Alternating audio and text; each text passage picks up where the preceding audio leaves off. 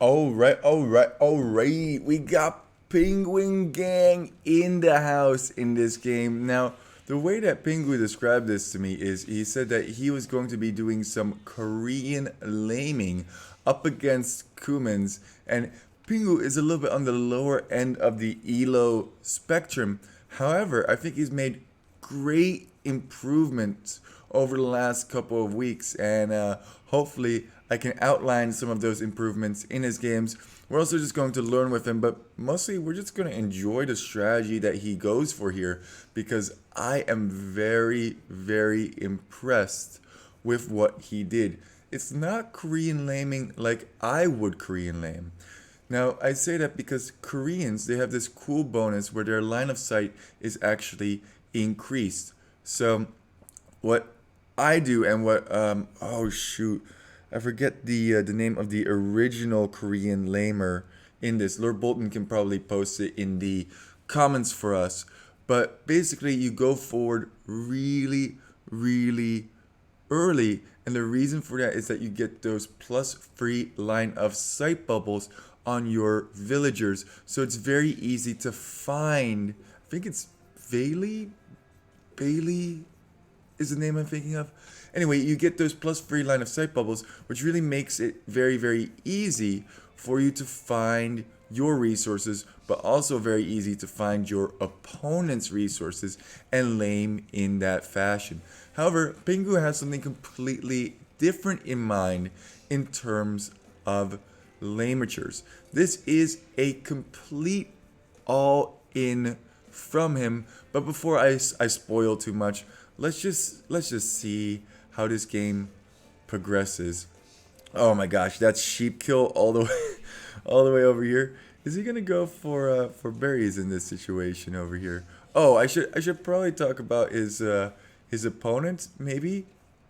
Key from is playing in the gray, and he is playing as the Kumans. And boy, oh boy, do I like myself some new Kumans. They might be my favorite Civ, if I'm being completely honest, just because of the pure number of options they have. They can go for that double TC drop. They can go for potentially triple scout play, or they could go for a boom play with scouts, or you could go for the quadruple archery range rush all in.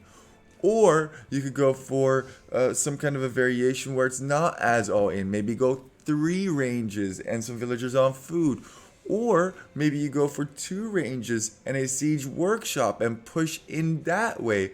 Oh man, Kumans, especially in feudal age, are versatile. Now it looks like no additional villagers are constructed over here. Oh, please click up.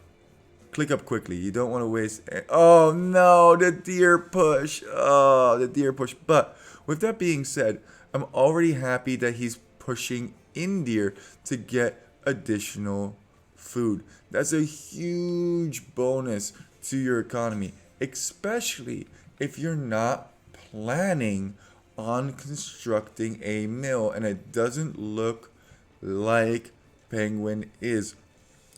This is the power of a silly build order. To be honest with you, you can do so much, even if your build order isn't perfect, with a silly build order. Don't look at that. Don't you dare look at those 8 villagers that are idle right now. That's obviously something that could have been done better. He is moving them onto wood and onto gold, and I would not be surprised if he actually moves 1 or 2 villagers forward to produce some archery. Wait, poop. Weren't you telling us that Pingu's going to be lambing? Yes, I know. I said that. Just wait for it. Wait for it. It's like how Vlad, the impaler of your mom, does a Vietnamese lame. It's out there, man. It's out there, and I love it. And sure enough, there is the blacksmith. 2 villagers walking forward. Now, I personally recommend that if you are going to construct forward archery ranges, which Pingu is trying to do over here, I would recommend walking these villagers out before feudal age, so that when you reach feudal age, you are in position. Talking about in position, Where is he going to build them? I think he should construct it on top of one of these hills. That way, when your archers spawn, they already have that hill bonus, and it's going to be much harder for your opponent to say wall that in or something in that nature. Bengu. Ah, there we go. Nice positioning on that. I definitely agree with the placement of that archery range. And look at this. Very, very easy to produce. Actually, he probably has tons of wood still in the bank. Yeah. So with new Kumans, oh my gosh, 75 wood for an archery range or a stable. So he could plop down like 2 or 3 more of these production buildings and he would be totally, totally fine. Fletching getting got over here and Bengu. Why does archery range over here? They're gonna. He's not even like at the front of his base. It's all the way at the back of his base. These archers are gonna have to walk so far to join the fight, and they're gonna be very exposed over in this area. And I just think it's better if you are going to go for a crazy all-in lame attempt to construct your archery ranges next to each other. Have each villager construct one of those buildings and it builds the archery ranges so much faster. Also, how much additional, that gave like no additional line of sight. I don't think you need watchtowers either here, Pingu, but you know what? It's fine. Don't worry about it. Just get some of these archer numbers up and then move out. Roll it out. Gray's eco is significantly better, by the way, as he is still producing villager, whereas Pingu is not. And when are you going to decide to push? 5 archers. Not a bad choice. Oh my god, he doesn't have loom. Oh no. Disaster for Gray. And this is what I was talking about. Here is the actual laming. We were 17 minutes into this game and Pingu decides to lame. Now, in the standard Korean laming oh my god, don't fight this with unloomed villagers. Please get a loom, Gray.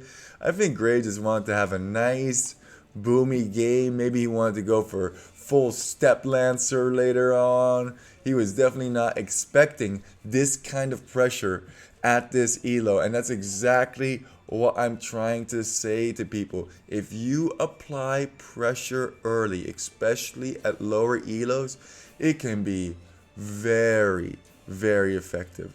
Now Gray has lost his entire main gold, and Pingu's not going to get any damage at home.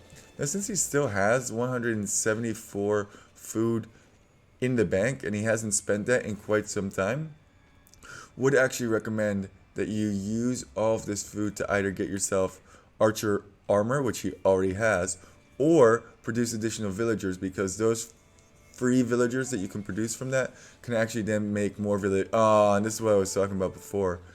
Yeah, you need to group them up and not trickle them in. So actually it would be good if he had his spawn point, say, on the top of this hill. Now that he has this group deep into Gray's base, that way these individual archers don't get picked off. It's a lot of little things in Age of Empires, but those little things really do add up. I mean, look at how many look at how many KDs. Look at how many kills Gray has gotten from this, and this is not a fight you can engage in. Oh, but nice surround though. Oh, and the micro. This is exactly what you need to do. Okay, if you have a large number of archers, you need to shoot and move, and target down the weak ones to the best of your ability. I think he's going to clean up all of these scouts. Very, very, oh no, just pathing issues. Just kill all of these scouts. Nice. Nice indeed. Gray is actually still in a pretty favorable spot, even after all of those villagers going down due to not having... Okay, thank goodness he got loom, guys. That would have been pretty rough. And these berries are now getting completely lamed. He's going for a wall off over here, but you should not be walling off when your opponent is in the middle of your base. Going for Spearman is Pingu as well, which I think is a good decision. Knowing what your opponent's composition is and adapting based on your opponent's composition is what Age of Empires is all about.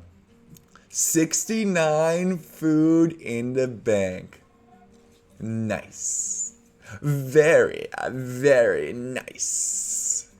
Yeah, I guess you could also use that food to get spearmen, but I think if you use that food to get villagers, right, you can actually make that food back and then some. I know it's hard to micro all of that stuff, and I don't even know why Gray is trying to engage against this. This is just bad overall. Yeah, okay. And then just froze the game. GG. No re. His score was still higher. Let's see what the resources were for Gray. Oh my god.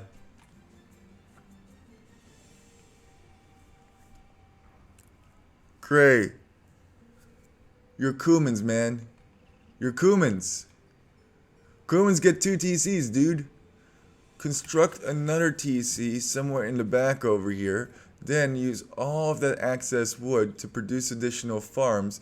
And then with those additional farms, hopefully have enough to make tons and tons of scouts. And don't engage against this main army. Send it to Pingu's army. And that way you should win the game in this situation. Also, you can very easily drop down. Like, he could drop down almost 20 stables at this point. Now, I'm not saying drop down 20 stables in this situation. I'm just saying, like, he could have made a lot more production buildings.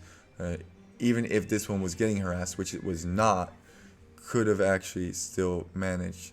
Yes, skirms would have also just been a hard counter to this composition as well. But if you don't have the numbers and you don't have the food, can be quite tricky. Let's look at the KD really fast. I believe Bingo is now like 700 ELO, maybe 800 ELO. He does fluctuate. So I know this isn't the highest ELO game, but man, has it been entertaining for me to see Pingu's progress, and progress he has made. He's getting more confident. He's going for out there strategies, and that's exactly what we like to see here on the Poop Lord channel.